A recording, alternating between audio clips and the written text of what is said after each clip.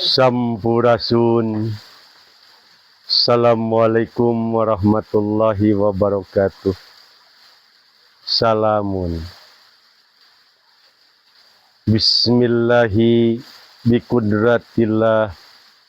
Bismillahi biirodatillah. Ya Nurullah, ya Nur Muhammad, wujudullah. Alhamdulillah, puji syukur nganuhunkeun agungna ka Gusti Nu Maha Murbeng ning alam, jembarna kasadaya dang hiang di ieu patempatan, cipta karsana Gusti Nu Maha Suci sadaya kahirupan-kahirupan. Nganuhunkeun tina sagala rupi kebahagiaan, kesejahteraan, keselamatan, dugi tiasa ngadampal kaya patempatan dina raraga tadabur alam.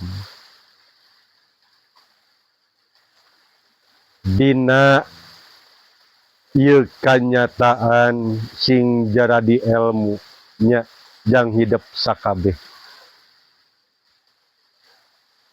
Pantadige disebatkeun ka gunung urang lain rek munyung,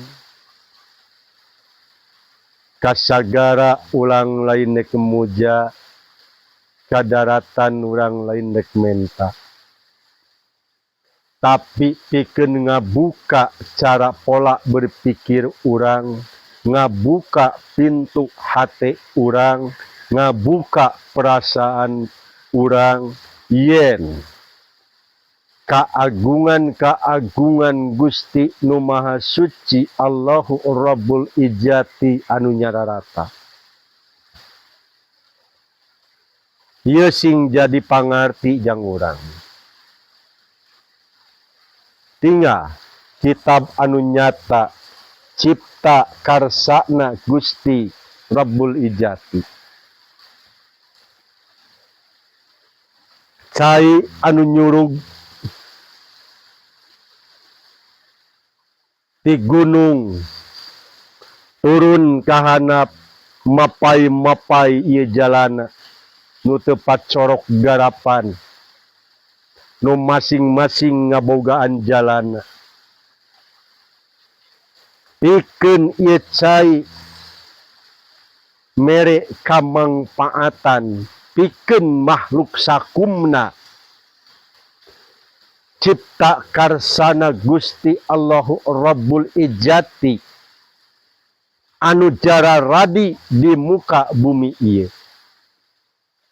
Ngahuripan, mere kasejukan, mere kaendahan, ngabersihan sagala rupa kokotor-kokotor nu araya. Dipandang kulahiriah ieu hanya sabatas cai, tapi dipandang urang tadi secara batin kalawan rasa ieu jajadianana Gusti Nu Maha Suci. Cipta karsana Gusti Nu Maha Suci. Saacana ieu cai tepi kasagarana nu disebut lautan, pikeun mulang deui ka asalna. Ieu cai anu nyurug nyieun kaalusan, nyieun kamangpaatan, kahadean-kahadean pikeun ka makhluk sakumna anu jararadi di muka bumi ieu. Ngajalankeun ibadah, ngajalankeun pengabdian kalawan sadaya makhluk anu gumelar di alam kanyataan sadayana pada mika butuh. Ya. Cai jongjon ngajalankeun pengabdian samemeh tepi ka sagara lautan.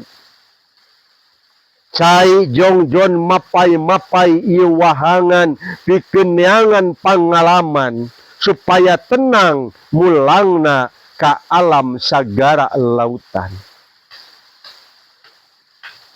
Ieu kitab yang urang salaku manusia. Urang nu gumelar ka alam dunya. Urang anu diutus ka alam dunya, anu lahir ka alam dunya. Naha naon anu ku urang geus dijieun kamangpaatan di alam dunya ieu. Naha ngan sakadar mentingkeun kapuasan diri pribadi. Naha ngan sakadar muaskeun hawa nafsu. Apakah urang tadi geus nyieun guna mangpaat di alam dunya ieu? Ngajalankeun pengabdian ka Gusti Nu Maha Suci ka makhluk-makhluk nu nyararata. Hirup cicing, hirup nyaring, hirup eling. Naon anu ku urang geus diwujudkeun di alam dunya pikeun kamangpaatan, pikeun kamaslahatan di alam dunya ieu. Nah ngan sakadar urang nutur-nutur kahayang, ngan sakadar urang tadi ngurus jasmani hungkul anu teu aya puasna. Ieu mangrupakeun hiji pituduh ti Gusti Nu Maha Suci. Ieu mangrupakeun hiji kitab ti Gusti Allahu Rabbul Izzati pikeun urang sakabeh. Yen urang jadi manusia gumelar di alam dunya, sakuat tenaga nu diukur ku kamampuhan urang nyiptakeun ngawujudkeun di alam dunya ieu kamangpaatan anu nyata pikeun urang tadi balarea. Eta arti ibadah ka Gusti Nu Maha Suci. Allah teu hoyongeun disembah, Allah teu hoyongeun diibadahan, tapi Allah nu ngaibadahan, Allah anu ngurus, Allah anu ngatur. Lillahi ma fis samawati wa ma fil ardi wa ilaihi turja'ul umur. Sadaya nu aya di bumi jeung nu di langit, ieu sadayana kagungan Allah Subhanahu wa taala anu ngurus ka sakabeh anu araraya. Butuh cai aya caina, butuh kadaharan aya kadaharanana. Naha manusia bet sombong nyebutkeun ibadah ka Allah. Naha manusia bet takabur nyebutkeun urang ngabdi ka Allah, mana nyatana? Padahal kanyataanana tugas ti Gusti Nu Maha Suci urang kudu menata. Nata salira, nata buana, nata negara, nata surya.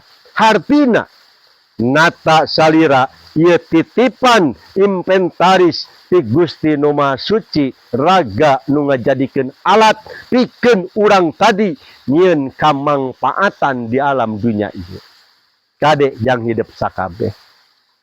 Saatosna hidup nyerepkeun, nitiskeun energi positif, ngebuka cara pola berpikirna, ngebuka cara pola urang perasaanana supaya urang tadi bisa mengkaji, bisa ngabaca kitab-kitabna Gusti Nu Maha Suci nu disebut kauniyah. Al-Quranul Adim anu aya nu katingali, nu karasa, nu kadenge, anu katincak ayeuna ku urang sakabeh. Muga ieu sakabeh sing jadi ilmu jang hidup. Yen urang tadi pikeun tapakur tadabur di dieu lain tadi pedah urang bebeja kasusah da urang teu susah. Nya, urang bahagia muji syukur, urang sejahtera, urang senang, urang tenang, urang tentrem, pangna bisa kieu oge. Hirup di alam dunya estunung pinuh ku kabahagiaan. Tah ieu sing ngajantenkeun pedoman ka urang nya. Sabab ya ayuhan nasum mutmainnah irji'il jannah. Hei manusia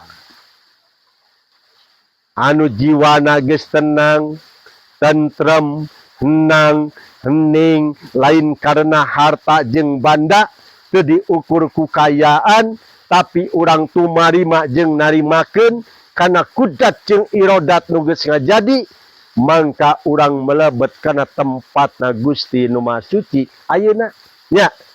Inilah sawarga anu nyata, kebahagiaan, katentreman, kegembiraan nu kurang dirasakeun sangkan urang tadi bisa la ing syakartum lazidanakum. Urang ngawujudkeun syukur anu sabener-benerna dengan sakadar ucapan, dengan sakadar bahasa, tapi prakan anu nyata.